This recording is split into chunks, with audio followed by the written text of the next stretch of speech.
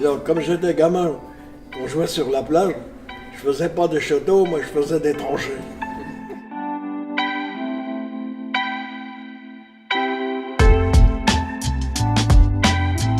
C'est là que le Parti socialiste s'est coupé en deux, quoi. Et la majorité a pris le nom du Parti communiste. À cette époque, j'avais que dans la 9e année. Hein. Il m'avait emmené là-bas, puis ma mère, elle n'était pas tellement contente. Il était mécanicien, ajusteur mécanicien. J'avais des bonnes lectures à la maison, parce que vers 11 ans, j'avais lu presque tous les bouquins d'Émile Zola. Hein. Des fois, il m'emmenait dans une réunion. Alors, je commençais à avoir de certaines idées, puisque à 16 ans, j'ai fait ma première grève.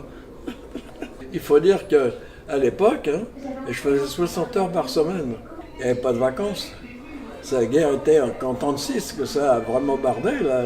Oh bah oui, j'avais déclenché la grève dans la boîte où j'étais. De 48 heures qui existaient, on est passé à 40. On a eu 15 jours de congés payés et une augmentation de salaire de 20%. Vous voyez ce qu'ils ont lâché? Parce que là, les patrons comme Renault et tout ça, ils étaient dans leur bureau, puis bouclés.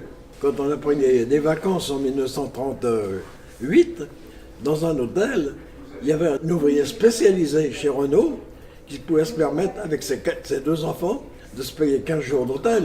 Puis il y avait un gars qui avait 63 ans. Il était là, il n'avait pas compris. Il travaillait, puis d'un seul coup, il est en retraite et il touchait presque autant. Là, c'était contre les éléments fascistes qui se montraient en France. Et c'est là que j'ai été arrêté par la police, parce qu'on connaît des affiches. Quand les Allemands sont arrivés, ils ont sauté sur les mains courantes et ils ont arrêté tous les gars. J'étais arrêté le 16 juillet 1941, la veille de mon anniversaire. Arrêté par la police française, qui nous a remis après aux Allemands. Oui, j'étais interné à Compiègne. Sorte d'internement et de déportation en Allemagne. Puis on était là comme otages.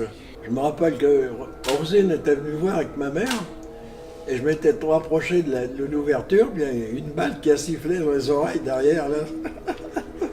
Quand ils se sont aperçus qu'ils ne m'ont pas trouvé autre chose, et ils m'ont relâché au bout de quelques mois, j'essaye de me rappeler, mais il y a quand même des trucs qui fichent le camp. Hein. Faut pas oublier que je suis dans ma 108e année. Hein. Ouais.